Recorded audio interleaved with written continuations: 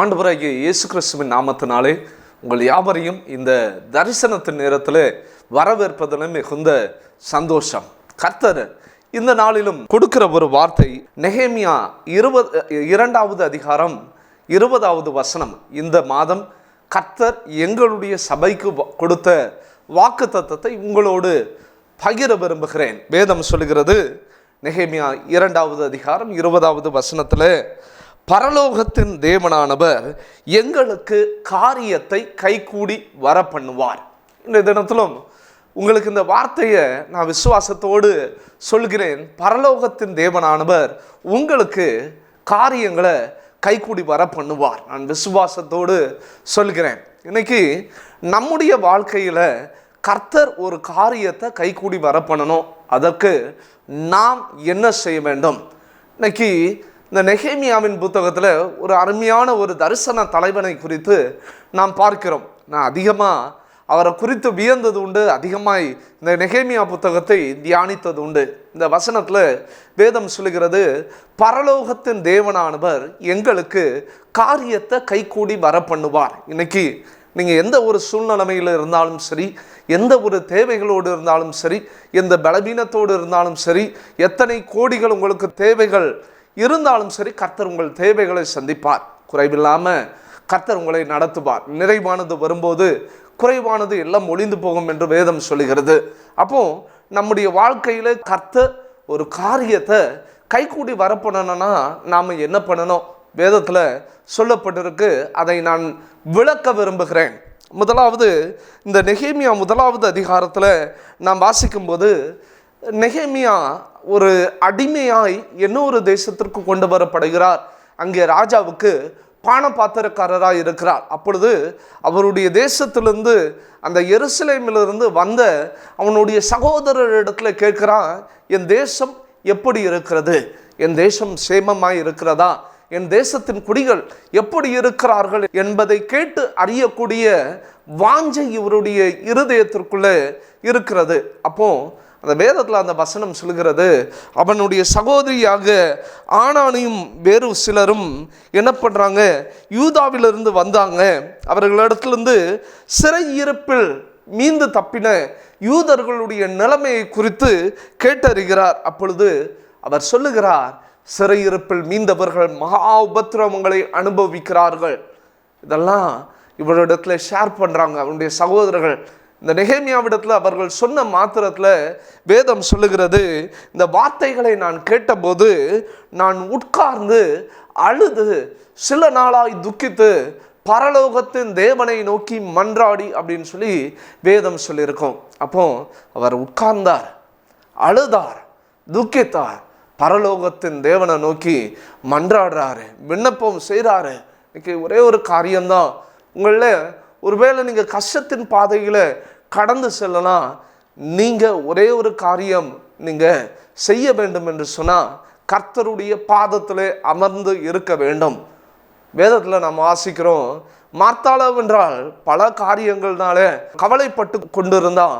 ஆனால் மரியாள் இயேசுவை விட்டு எடுபடாத நல்ல பங்கை தெரிந்து கொண்டாள். இன்னைக்கு இயேசுவனுடைய பாதத்தில் உட்கார்ந்திருந்தாள். நீங்களும் நானும் கர்த்தருடைய பாதத்தை பிடிக்கிறவர்களாக இருக்கணும். ஒருவேளை நம்முடைய தேசம் அறியாமையினாலே பாவத்தினாலே மூழ்கி இருக்கா, இந்த தேசத்திற்காய் பரிதவிக்கிற ஒரு நெகேமியாய் மாறணும். இன்னைக்கு நம்ம தேசத்தில் அநேக சபைகள் இடிக்கப்படுகிறதா, தேசத்திற்காய் அழுது ஜெபிக்கிற நெகேமியாக்களாய் நீங்கள் எழும்ப வேண்டும். நீங்களும் ஒரு தரிசன தலைவர்களாய் எழும்ப வேண்டும் என்று சொல்லி கர்த்தர் விரும்புகிறார். இந்த வசனம் சொல்லுகிறது, அவன் நான் உட்கார்ந்து அழுது சில நாளாய் துக்கித்து உபவாசித்து மன்றாடி பரலோகத்தின் தேவனை நோக்கி விண்ணப்பம் பண்ணி அப்படின்னு சொல்றார். அப்போ உட்கார்ந்து அழுது உபவாசித்து ஜெபிக்கிறார். இன்னைக்கு வேதம் சொல்லுகிறது, கேட்கிறவன் எவனுக்கும் கொடுக்கப்படும், கேட்கிறவன் எவனுக்கும் அதை அந்த காரியங்கள் கைகூடி வரப்பண்ணுகிறவர் கர்த்தர். இன்னைக்கு இந்த வசனம், இந்த நாளுக்கான வார்த்தை இதுதான், பரலோகத்தின் தேவனானவர் உங்களுக்கு காரியத்தை கைகூடி வர பண்ணுவார். அதற்கு முதலாவது காரியம், கர்த்தருடைய பாதத்தில் ஜெபத்தில் காத்து நிற்கிறவர்களாய் நீங்களும் நானும் இருக்க வேண்டும். வேதம் சொல்லுகிறது, அவர் இந்த காரியங்களாம் கேட்டு துக்கமடைந்தவராய் ராஜாவின் சமூகத்தில் நெகேமியா 2வது அதிகாரம் 3வது வசனத்தில் கடைசியில் அந்த வசனம் சொல்லுகிறது, நான் துக்க முகத்தோடு இராதிருப்பது எப்படி? ராஜா கேட்குற, ஏன் துக்கமாக இருக்கிற? அப்போ அவர் சொல்லுகிற காரியம், நான் துக்க முகத்தோடு இராதிருப்பது எப்படி? ஏனென்று சொன்னால் அவர் சொல்லுகிற காரியம், என் தேசம் அழிக்கப்பட்டது, என்னுடைய மதில்கள் இடிக்கப்பட்டது, என் தேசத்தின் அலங்கம் இடிக்கப்பட்டது. ராஜாவின் சமூகத்தில் வேதனையோடு நிற்கிறார். அப்போ வேதம் சொல்லுகிறது, நீ கேட்கிற காரியம் என்ன என்று சொல்லி ராஜா கேட்கிறார். அப்போ உடனே அவர் பண்ணுகிற காரியம், அவர் பரலோகத்தின் தேவனை நோக்கி ஜெபம் பண்ணி சொல்லுறாரு. ராஜாவை பார்த்து, ராஜாவே, உமக்கு சித்தமாயிருந்து அடியேனுடைய சமூகத்தில் தயை கிடைத்ததே, ஆனால் என் பிதாக்களின் கல்லறைகள் இருக்கும் பட்டணத்தை கட்டும்படி யூதா தேசத்திற்கு நீர் என்னை அனுப்பும்படி வேண்டிக் கொள்கிறேன். நீங்கள் நல்லா கவனிச்சுக்கிற அந்த அதிகாரத்தை, 2ஆம் அதிகாரத்தை நீங்கள் திரும்ப வாசிக்கும் போது அதில் எனக்கு ரொம்ப பிடித்தமான ஒரு வசனம், அவர் சொல்லுகிற, ராஜா கேட்குறாரு, ஏன் துக்க முகத்தோடு இருக்கிற? அவர் சொல்கிறாரு, இப்படி இந்தந்த காரியங்கள் நடந்து விட்டது, அதனால் அவர் கேட்ட மாத்திரத்தில் அவர் பதில் சொல்லாமல் உனக்கு என்ன காரியம் செய்யணும் அப்படின்னு சொல்லி ராஜா கேட்டபோது அவர் செய்கிற காரியம், அவர் கர்த்தருடைய சமூகத்தில் ஜெபம் பண்ணி என்று சொல்லி வேதம் சொல்லுகிறது. அவர் ஜெபம் பண்ணி மனதிலேயே ஜெபம் பண்ணியிருப்பார். ஒருவேளை மனதுக்குள்ளேயே ராஜா முன்பதாக இருந்தனால மனதிற்குள்ளேயே ஜெபம் பண்ணி ராஜாவின் இடத்துல கேட்குறாரு, என்னை என் தேசத்திற்குள்ளே திரும்ப அனுப்பணும்னு சொல்லி கேட்குறாரு. அப்போ அவர் கேட்குற காரியம், உம்முடைய கண்களில் தயவு கிடைத்தது. ஆனால் இன்னைக்கு ஆண்டவருடைய கண்களில் உங்களுக்கு தயவு கிடைக்கும். தயை கிடைக்க பண்ணுகிறவர் அவர். அவர் தயை உள்ளவனுக்கு அவர் தயை செய்கிற தேவன். இன்னைக்கு வேதம் சொல்லுகிறது, அவர் என்ன பண்ணுகிறார் அப்படின்னு சொன்னால், ராஜாவுடைய கண்களில் தயவு கிடைத்தது. அப்போ 8வது வசனத்தில் சொல்லுகிறார், தேவாலயத்தில் இருக்கிற ராஜா கேட்குறாரு, அப்பா உனக்கு என்ன வேணும்? எதற்காக நான் கடிதம் எழுதி கொடுக்க வேணும்? ஒருவேளை உனக்கு என்னென்ன காரியங்கள் வேணும்னா அதை செய்வேன் அப்படின்னு சொல்லும்போது, தேவாலயத்துக்கு இருக்கிற அரணின் கதவு வேலைக்கும், நகர அலங்கத்தின் வேலைக்கும், நான் தங்க போகிற வீட்டின் வேலைக்கும் வேண்டிய மரங்களை ராஜாவின் வனத்து காவலன் கொடுக்க வேண்டும் என்று சொல்லி கேட்குறாரு. நீங்கள் நல்லா கவனிங்க, நீங்கள் ஆண்டவருடைய சமூகத்தில் எதை கேட்டாலும் கர்த்தர் அதை உங்களுடைய வாழ்க்கையில் செய்வார். அவர் செய்யாமல் இருக்க மாட்டார். கர்த்தர் அதன் காலத்தில் நேர்த்தியாய் செய்து முடிக்கிற தேவன். அவர் செய்யணும்னா முதலாவது காரியம், நீங்கள் கர்த்தருடைய பாதத்தை பிடிக்கணும், கர்த்தரை நோக்கி ஜெபம் பண்ணணும், அவரை நோக்கி விண்ணப்பம் பண்ணணும், அவரை நோக்கி உபவாசித்து காத்திருக்க வேண்டும். நீங்கள் காத்திருக்கும் போது கர்த்தர் உங்களுக்கு வேண்டியதெல்லாம் செய்வார். இதை கேட்டுக்கொண்டு இருக்கிறவர்களே, ஒருவேளை உங்களுடைய குடும்பம் என்கிற அலங்கம் இடிக்கப்பட்டு இருக்கலாம். உங்களுக்கென்று ஒரு ராஜா இருக்கிறார். அவர் 2000 ஆண்டுகளுக்கு முன்பதாய் இந்த உலகத்தில் வந்து உங்களுக்காய் பிறந்து உங்களுக்காய் மரித்து திரும்பவும் உயிரோடு எழுந்து இன்றும் அவர் உயிரோடு இருக்கிறார். அந்த தேவன் உங்களுக்கு உண்டு. அவர் உங்கள் காரியங்கள் எல்லாத்தையும் கைக்கூடி வர பண்ணுவார். அவர் உங்களுக்கு வேண்டிய காரியங்கள் எல்லாத்தையும் நேர்த்தியாக செய்வார். முதலாவது, ராஜாவின் கண்களில் தயை கிடைத்தது. உங்களுக்கும் இயேசு ராஜாவின் கண்களில் தயை கிடைக்க கிருபை செய்வார். நீங்கள் தேவனிடத்தில் கேட்கும்போது கேட்கிறவன் எவனும் பெற்றுக்கொள்வான். இன்னைக்கு ஆண்டவர் உங்களுக்கு வேண்டியதெல்லாம் செய்வார். நீங்கள் நினைப்பதற்கும் வேண்டுவதற்கும் அதிகமாக செய்கிறவர் நம்முடைய தேவன். அவர் செய்வார். வேதத்தில் அந்த வசனத்தை தொடர்ந்து வாசிக்கும் போது அவர் வேண்டிய காரியங்கள்லாம் வாங்கி கொண்டு அவர் செல்ல தயாராக இருந்தார். அப்போ நீங்கள் நல்லா கவனிச்சிங்கன்னா, எந்த ஒரு காரியத்தை செய்யும் போதும், நான் அந்த ஊழியத்தின் பாதையில் நான் எந்த காரியத்தை செய்யும் போதும் தடைகள், நிறைய காரியங்களை பார்ப்பேன். தடையாய் நிறைய மனுஷர்கள் எழும்புகிறத பார்ப்பேன்.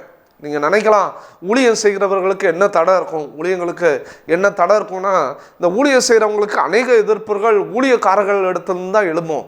ஒரு ஊழியக்காரர் இன்னொரு ஊழியக்காரர் எழும்புகிறத பிடிக்காமல் எழும்புகிற காரியங்கள் தான் இருக்கும். அதே போல தான் இந்த இடத்துல பார்த்தீங்கன்னா, அநேக மனுஷர்கள் இவர்களுக்கு விரோதமாக எழும்புகிறார்கள். இவர்கள் எப்படி இந்த அலங்கத்தை கட்டுகிறார்கள், இந்த யூதர்கள் எப்படி இந்த அலங்கத்தை கட்ட போகிறாங்க பார்த்துடலாம் அப்படிங்கிற ஒரு எண்ணத்தோட ஒரு கூட்ட ஜனங்கள் காத்திருக்கிறாங்க. வேதம் சொல்கிறது, இதை ஓரணியனான சன்பிலாத்தும் அம்மோனியனான தொபியாவும் என்னும் ஊழியக்காரனும் கேட்டபோது, இஸ்ரவேலின் புத்திரனின் நன்மையை விசாரிக்க ஒருவன் வந்தான் என்பது அவர்களுக்கு மிகுந்த விசனமாய் இருந்தது. அவங்களுக்கு ரொம்ப கோபத்தை மூட்டிச்சு. எதுக்கு அப்படின்னா, யூதரை விசாரிக்கிறதுக்கு ஒரு மனுஷன் எழும்பிட்டானேன்னு சொல்லி. இன்னைக்கு கர்த்தர் ஒருவேளை உங்களுக்கு விசாரிக்கிறவரா எழும்பி வந்தான்னா நிறைய மனுஷனுடைய எரிச்சல்கள் உங்கள் மேலே வரும். ஆனால் எரிச்சல்களை பார்த்து சோர்ந்து போகாதுங்க. நான் எப்போவுமே சொல்வேன், வேதத்தில் எனக்கு ரொம்ப பிடிச்ச ஒரு வசனம், குதிரை யுத்த நாளுக்கு ஆயத்தமாக்கப்படும், ஜெயமோ கர்த்தரால் வரும் அப்படின்னு சொல்லிட்டு அந்த வசனத்தை நான் அதிகம் நாள் யோசனை பண்ணியிருக்கேன். எப்படி ஆண்டவரே, யுத்த நாளுக்கு ஆயத்தமாக்கப்பட்ட குதிரைக்கு எப்படி ஜெயம் வரும், ஜெயம் எப்படி கர்த்தரால் வரும் அப்படின்னு சொல்லும்போது நான் யோசிச்சிருக்கேன், ஆண்டவரை எதுக்கு ஆண்டவரை நீங்கள் குதிரையை இதெல்லாம் மீன் பண்ணுறீங்க, எதுக்கு குதிரையை? அப்போ ஆண்டவர் ஒரு நாள் அந்த காரியங்களை குறித்து எங்களுக்கு போதிச்சார். நாங்கள் எல்லாம் கூடி உட்கார்ந்து நாங்கள் போதல்களாக உட்கார்ந்து பேசுகிற போது ஆண்டவர் கொடுத்த காரியம் இதுதான். குதிரையை ஆண்டவர் எதற்கு யுத்த நாளுக்கு ஆயத்தமாக்கப்படுகிற குதிரை அப்படின்னு சொல்கிறேன்னா, ஒரு குதிரை கடிவாளம் இடப்பட்டு யுத்தத்திற்கு ரெடியா இருக்குன்னு சொன்னா அது தனக்கு கொடுக்கப்படுகிற லக்கை நோக்கி ஓடும். முன்னாடி பரிசை பிடிக்கிறவங்க நிற்பாங்க, முன்னாடி ஈட்டியோட ஒரு கூட்ட ஜனங்கள் இருக்கலாம், முன்னாடி ஒருவேளை வில்வித்தைக்காரர்கள் இருக்கலாம். எத்தனை பேர் இருந்தாலும் அந்த தடைகளை அந்த குதிரை ஒரு பொருட்டாய் எண்ணாது. எதற்கு குதிரையை ஆண்டவர் யுத்த நாளுக்கு ஆயத்தமாக்கப்படுகிறதுனா, எத்தனை தடைகள் முன்பதாக இருந்தாலும் தடையை பார்க்காது. இந்த குதிரை மேலே யார் உட்கார்ந்துட்டு இருக்கிறாரோ அவர் கொடுக்குற கமாண்டை மாத்திரம்தான் பார்க்கும். இன்னைக்கு நீங்களும் நானும் குதிரையை போல தான். நமக்கு கமாண்ட் கொடுக்கறதுக்கு ஒரு ஜாக்கி இருக்கிறாரு, இயேசு கிறிஸ்து தான் அவர் சொல்கிற பாதை நேரம் ஓடுங்க. சில இடங்களில் நம்முடைய வாழ்க்கையில் தடை ஏற்படலாம், மனுஷர்கள் தடையை உண்டு பண்ணலாம், ஆனால் தடையை தாண்டதுக்கான பலனை கர்த்தர் கொடுத்துருக்கிறாரு. இந்த குதிரைகள்லாம் ஓடும்போது பார்த்தீங்கன்னா தடைகள்லாம் வச்சுருப்பாங்க. அந்த தடைகளெல்லாம் அந்த ஜாக்கி ஒரு சிக்னல் கொடுக்கும்போது, அவர் ஒரு மாற்றத்தை செய்யும் போது அந்தந்த தடைகள்லாம் தாண்டி ஓடுது.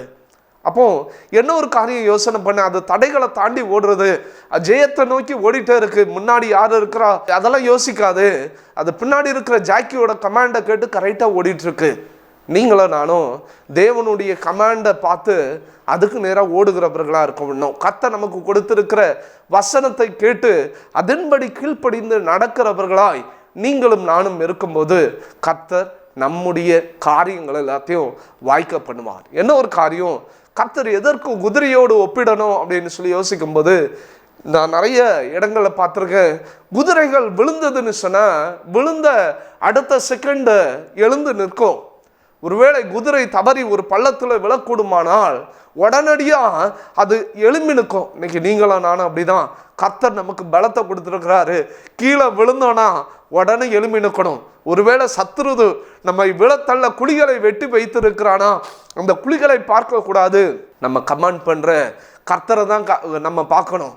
நமக்கு கட்டளை கொடுக்கிற கர்த்தரை தான் நம்ம பார்க்கணும். வேதத்தில் நம்ம பார்க்கிறோம், கட்டளை கற்பனை என்று சொல்லியிருக்கோம். அந்த கட்டளை வேதம் தான், வேத வசனம் தான் நமக்கு கொடுக்கப்பட்டு இருக்கிற கட்டளை.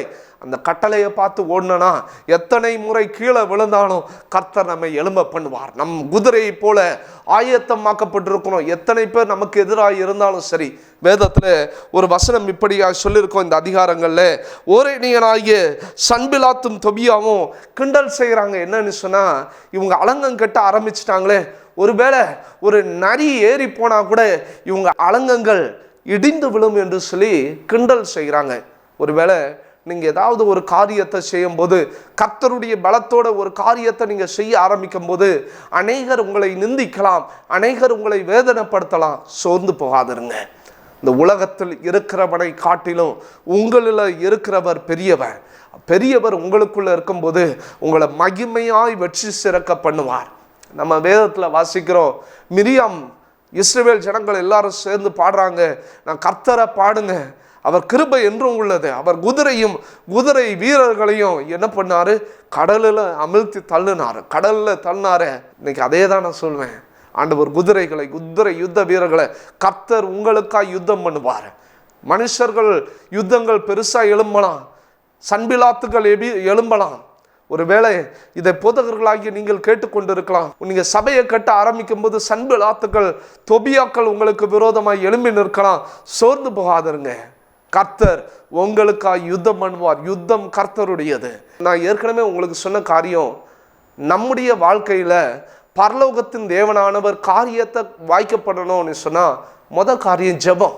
கர்த்தரை நோக்கி விண்ணப்பம் பண்ணுகிறவர்களா இருக்கணும், மன்றாடுகிறவர்களா இருக்கணும், உபவாசித்து கர்த்தருடைய பாதத்துல தரித்து நிற்கிறவர்களாக இருக்க வேண்டும் என்று சொன்னேன். ரெண்டாவது காரியம் வேதத்துல சொல்லியிருக்கு. நெகேமியா 2வது அதிகாரத்துல 14வது வசனம் சொல்லுகிறது, அவ்விடத்தை விட்டு ஊருணி வாசல் அண்டைக்கும் ராஜாவின் குலத்தண்டைக்கும் போனேன். நான் ஏறி இருந்த மிருகம் அங்கே நடந்து போகிறதுக்கு வழி இல்லாதிருந்தது. அன்று ராத்திரியிலே நான் ஆற்றோரமாய் போய் அலங்கத்தை பார்வையிட்டு பள்ளத்தாக்கின் வாசல் வழியாய் வந்து விட்டேன். நான் போனதும் நான் செய்ததும் அதிகாரிகள் ஒருவருக்கும் தெரியாது என்று சொல்லி அவர் சொல்லுகிறார் நெகேமியா. இன்னைக்கு ரெண்டாவது காரியம் சொல்வேன், பிரேயர் வாக். இது ரொம்ப முக்கியமான ஒன்று. கர்த்தர் உங்களுக்கு ஒரு தேசத்தை கொடுத்திருக்கிறான்னு சொன்னா, கர்த்தர் உங்களுக்கு ஒரு கிராமத்தை கொடுத்திருக்கிறான்னு சொன்னா, அந்த கிராமத்தை குறித்ததான தரிசனம் உங்களுக்குள்ள வரணும். அந்த கிராமத்துல ஒரு ஜனங்கள் அழிந்து போறாங்களா, அழிந்து போகிற ஜனங்களை குறித்ததான கரிசனை உங்களுக்குள்ள வரணும். இன்னைக்கு நெகேமியாவுடைய காரியங்கள் வாய்க்க பண்ண கர்த்தர் கிருபை செஞ்சார்னா காரியம் என்ன தெரியுமா? அவர் நடந்து செல்கிறார். அவர் நடந்து பார்வையிடுறாரு. சைட் சீயிங் இல்லை, அவர் பிரேயர் வாக் போறாரு. இன்னைக்கு உங்களுக்கு எதிராய் ஒரு கூட்ட ஜனங்கள் நிற்கலாம். நீங்க கர்த்தர் உங்களுக்கு கொடுத்த தெருவா இருக்கலாம், கர்த்தர் உங்களுக்கு கொடுத்திருக்க கிராமமா இருக்கலாம். வாரத்துக்கு ஒரு முறையாவது நடந்து சுத்தி வாங்க. நீங்க சுத்தி வரும்போது கர்த்தர் உங்களுடைய வாழ்க்கையில எத்தனை சத்துருக்கள் எழும்பினாலும் சத்துருக்களை சுதந்தரிக்க செய்வார். சத்துருக்கள் எல்லாம் ஒரு நாள் உங்கள் பட்சத்தில் வருகிறத நீங்க பார்ப்பீங்க. நாங்கள் ஊழியம் செய்கிற ஒரு கிராமத்தில், வந்தவாசி பகுதியில் ஒரு குக்கிராமம் தாளம்பள்ளம் என்கிற ஒரு கிராமத்தில் எங்களுடைய சபை போதகர் ஒருவர் அங்கே ஊழியம் செய்து கொண்டு இருக்கிறார். அப்போ அந்த இடத்துல ஊழியம் செய்த நாட்களில் நாங்கள் முதல்ல அந்த கிராமத்துக்குள்ளே போய் நாங்கள் ஒரு சின்ன ஒரு தெரு பகுதியில் ஊழியத்தை செய்ய ஆரம்பிக்கும் போது ஒரு கட்சியின் பிரமுகர் ஒருவர் எங்களுக்கு தடையாக நின்றார். என்ன சொன்னார் அப்படின்னு சொன்னால், ஏன் நீங்கள் உங்கள் கார் வந்தது, உங்கள் கார் வந்த உடனே தான் இங்கே இருக்கிற பைப்பெல்லாம் போட்டிருக்கிற அந்த தொட்டியெல்லாம் உடைச்சிட்டிங்க. ஆனால் ஏற்கனவே உடஞ்சிருந்தது தான், உங்கள் கார் ஏறி தான் அந்த தொட்டி உடஞ்சி போச்சு, நீங்கள் செஞ்சு தான் தரணும் அப்படின்னாரு. அதுக்காக எங்கள் ஊழியக்காரங்க அதெல்லாம் பிரயாசப்பட்டு செஞ்சு கொடுத்தாங்க. எப்பெல்லாம் அங்கே ஊழியங்கள் நடக்குதோ அப்பெல்லாம் நிறைய தடையாக வந்துட்டு இருந்தார். நாங்கள் ஒரு நாளும் அவரை கடிந்து கொள்ளுதல் ஒன்றுமே கிடையாது. நாங்கள் ஒவ்வொரு நாளும் அது எங்கள் போதகர்கள் செய்கிற காரியங்கள் அந்த கிராமத்தை சுற்றி சுற்றி வந்து நடந்து போய் ஜெபம் பண்ணிட்டு வருவாங்க. ஆனால் இப்போ அப்படியே காரியம் மாறுதலாய் முடிந்தது. எப்படின்னு சொன்னால், இன்னைக்கு அதே இடங்களில் நாங்கள் போன வருஷம் கிறிஸ்மஸ் கொண்டாடும் போது அந்த சின்ன பிள்ளைங்களுக்கெல்லாம் சின்ன சின்ன கிஃப்ட் கொடுத்தோம். அப்போ அதே மனிதன் ஓடி வந்து எங்கள் கையில் நிறைய பெண்ணெல்லாம் கொடுத்து, ஐயா இதையும் சேர்த்து கொடுங்க அப்படின்னாரு. இன்னைக்கு வர ஒவ்வொரு வாரம் அந்த இடத்துல சண்டே கிளாஸ் நடக்கும்போது அவங்க குடும்பத்தினர் அந்த பிள்ளைகளுக்கு பிஸ்கட் கொடுக்குற காரியங்கள் எல்லாத்தையும் ஈடுபடுறாங்க. காரணம் என்ன தெரியுமா? நீங்கள் யாரெல்லாம் தடையாக நம்ம நினைக்கிறீங்களோ அவர்கள் ஒரு காலத்தில் தடையாய் நிற்கிற செவர்கள்னு நம்ம நினைப்போம். இவங்க தான் நமக்கு ஒரு தடையா நிற்கிற செவுறு அப்படின்னு நம்ம நினைப்போம். ஆனால் ஒரு நாட்களில் அவர்கள் நம்ம சபையில் ஒரு தூணாய் மாறுவாங்க. கர்த்தர் அதை செய்வார். உங்களை எத்தனை பேர் உங்களை சூழ்ந்து நின்று நீங்கள் எப்பொழுது விழுவீர்கள் என்று சொல்லி காத்து நிற்கலாம். ஆனால் யுத்தம் கர்த்தருடையது. கர்த்தர் உங்களுக்காய் நேர்த்தியாய் யுத்தம் பண்ணுகிறத உங்கள் கண்கள் காணும். அந்த வசனத்தில் சொல்லுது, அவர் ஒவ்வொரு நாளும் அந்த இடத்தை பார்வையிடுகிறார். எந்த இடத்துல வேலை நடக்குதோ அந்த இடத்த பார்வையிட்டு அவர் நடந்து செல்கிறார். அந்த இடத்த சுற்றி வராரு. இன்னைக்கு ப்ரேயர் வாக் ரொம்ப முக்கியம். முதலாவது உங்கள் வீட்டில் நீங்கள் பண்ணுற தனிப்பட்ட ஜெபம். ரெண்டாவது நீங்கள் குழுக்களாய் சேர்ந்து ஜெபிக்கிற ஜெபங்கள், ப்ரேயர் வாக், இது எல்லாமே ரொம்ப முக்கியம். வேதம் சொல்கிறது அவன் ஒவ்வொரு நாளும் அந்த இடத்துல என்ன பண்ணணும் அப்படின்னு சொன்னால் கடந்து சென்று ஜெபித்தார். மூன்றாவது காரியம் வசனம் சொல்கிறது, நெகேமியா 2வது அதிகாரம் 18வது வசனத்தில், என் தேவனுடைய கரம் என் மேல் நன்மையாய் இருக்கிறதையும் ராஜா என்னோடு சொன்ன வார்த்தைகளையும் அவர்களுக்கு அறிவித்தேன். அப்பொழுது அவர்கள் எழுந்து கட்டுவோம் வாருங்கள் என்று சொல்லி அந்த நல்ல வேலைக்கு தங்கள் கைகளை திடப்படுத்தினாங்க. இன்னைக்கு நல்லா கவனிங்க. இன்னைக்கு ஒரே ஒரு காரியம் சொல்வேன். இன்னைக்கு அநேக ஊழியங்கள் உண்மையாய் கிராமங்களிலே செயல்பட்டு கொண்டு இருக்கிறது. இன்னைக்கு அநேக கிராமங்களில் பார்த்தீங்கன்னு சொன்னால் ஊழியக்காரர்கள் கஷ்டப்பட்டு பாரப்பட்டு ஊழியம் செஞ்சிட்டு இருக்கிறாங்க. இன்னைக்கு அவர்களை திடப்படுத்துறதுக்கு ஒரு கூட்டம் கிடையாது. ஆனால் நீங்கள் நல்லா கவனிங்க, ராஜாவின் சமூகத்திலும் அவருக்கு வேண்டியதெல்லாம் கிடைக்குது.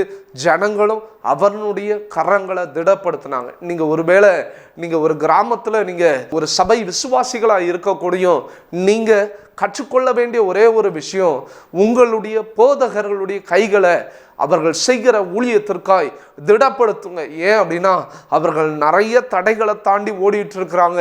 நீங்கள் அவர்களுடைய கரங்களை திடப்படுத்தும் போது கர்த்தர் உங்களை ஆசீர்வதிப்பார். அந்த ஜனங்கள் எல்லாம் இப்போ பார்த்தீங்க அப்படின்னு சொன்னால், மூன்றாவது காரியம், முதல் சொன்ன ஜெபம், ரெண்டாவது பிரேயர் வாக், மூன்றாவது காரியம் அந்த கரங்கள் எல்லாம் திடப்படுத்தினாங்க. எல்லா கரங்களும் இணைந்தது. இந்த நல்ல வேலைக்காய் அவர்கள் கரங்களை திடப்படுத்தினாங்க. நீங்களும் நானும் நம்ம நல்ல வேலை அப்படின்னு சொன்னால் தேவனுடைய சுவிசேஷம் சொல்லப்படுகிற ஒரு நல்ல வேலைக்கு உங்கள் கரங்களை திடப்படுத்துங்க.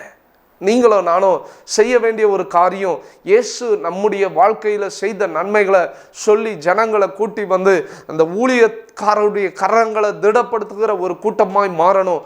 அப்பந்தான் அலங்கம் கட்டப்படும். இன்னைக்கு உங்கள் குடும்பத்தின் கரங்கள் தளருகிற போது உங்கள் பிள்ளைகள் உங்கள் கரங்களை தூக்கி பிடிக்கிறவர்களாக மாறணும். உங்கள் ஊழியக்காரர்களுடைய கரங்கள் தளர்ந்து போகிற வேளையில் அப்போ உங்கள் கரங்களை, அந்த ஊழியக்காரர்களுடைய கரங்களை தூக்கி பிடிக்கிறவர்களாய் நீங்களும் மாற வேண்டும். கர்த்தர் அதை தான் எதிர்பார்க்கிறார். நெகேமியா அலங்கத்தை கட்ட ஜெபித்தார், நடந்து சென்று அவர் பிரேயர் வாக் பண்ணாரு. அப்பதான் ஒரு ஐக்கியம் உண்டாச்சு. வேதம் சொல்லுகிறது, ஓரேனியனான சன்பிலாத்தும் அம்மோனியனாகிய தொபியா என்னும் ஊழியக்காரனும் அரபியனான கேஷேமும் இதை கேட்டபோது எங்களை பரியாசம் பண்ணி எங்களை நிந்தித்து, நீங்கள் செய்கிற இந்த காரியம் என்ன? நீங்கள் ராஜாவுக்கு விரோதமாய் கலகம் பண்ணுகிறீர்கள் அப்படின்னு எல்லாம் சொல்றாங்க. ஆனா அதுக்கு அடுத்த வசனம், 20வது வசனம் சொல்லுகிறது, பரலோகத்தின் தேவனானவர் எங்களுக்கு காரியத்தை கைகூடி வர பண்ணுவார். அவருடைய ஊழியக்காரராகிய நாங்கள் எழுந்து கட்டுவோம். அந்த வசனம் சொல்லுகிறபடி உங்களுக்கோ வென்றால் எருசலேமிலே பங்கும் இல்லை, பாத்திரமும் இல்லை, உங்கள் பேர் விளங்க ஒன்றுமில்லை என்று இந்த சன்பிலாத்து தொபியாவிடம் சொன்னார்கள் அந்த ஜனங்கள். அப்போ இங்கே நம்ம கேட்குற ஒரே ஒரு காரியம் இதுதான்.